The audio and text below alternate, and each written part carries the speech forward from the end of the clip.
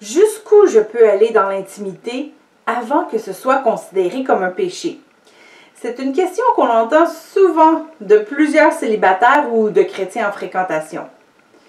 Est-ce que c'est pourtant la bonne question à se poser?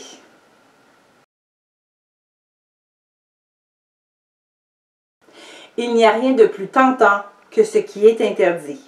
L'apôtre Paul l'avait aussi remarqué.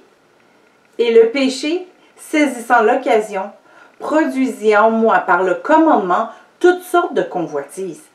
Car sans loi, le péché est mort. Notre nature charnelle n'est pas différente de celle d'Adam et d'Ève. Dans Genèse 3, Ève est tentée de manger les fruits du seul arbre interdit par Dieu dans le jardin d'Éden. Il y avait peut-être des milliers d'arbres fruitiers dans le paradis, mais un seul était interdit à la consommation. Et c'est sur celui-là que le serpent a attiré l'attention d'Ève. Le serpent n'a pas à inventer d'autres tactiques pour nous faire tomber. Ces vieilles tactiques fonctionnent encore très bien.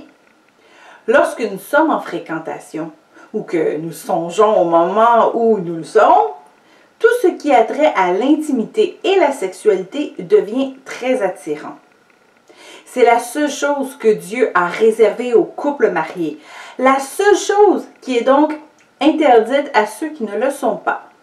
Et cet arbre interdit, ô combien alléchant semble-t-il. Que faire pour résister aux suggestions du serpent? Eh bien, faites un festin des autres arbres. Au lieu de rester braqué devant l'arbre interdit à essayer d'y résister, tournez vos regards vers les autres arbres. En couple, il y a beaucoup d'activités que vous pouvez faire hors de votre chambre à coucher.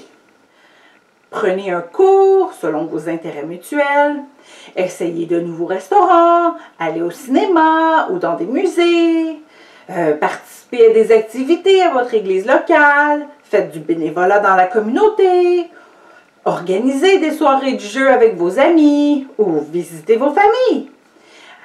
Soyez-vous sur un banc de parc et lisez un livre chrétien sur les fréquentations ou sur la puissance de Dieu. Roulez pendant des heures sur l'autoroute en vous parlant de vos expériences de vie et de vos rêves futurs. Vous voyez, la liste peut s'étirer encore et encore. Il y a des milliers d'arbres dans le paradis des fréquentations. Avant que vous soyez en couple, préparez-vous déjà une liste d'activités pour que vous ne soyez pas démunis lorsque vous rencontrerez l'être aimé.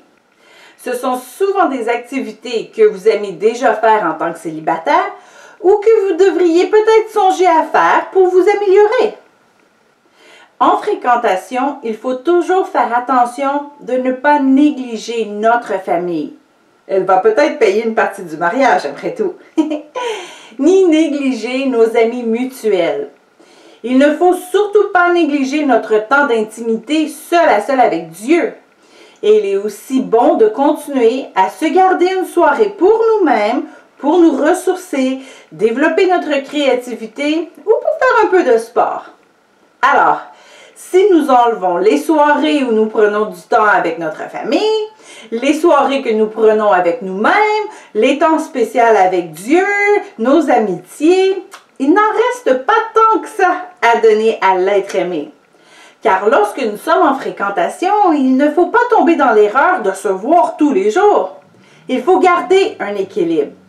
C'est ce qui rend nos temps en amoureux encore plus précieux. Donc, votre liste d'activités à faire en couple, vos autres arbres, n'a pas à être si longue que ça, à moins que vous planifiez un très long temps de fréquentation avant le mariage. Mais pensez-y avant d'entrer en relation, vous serez mieux préparé.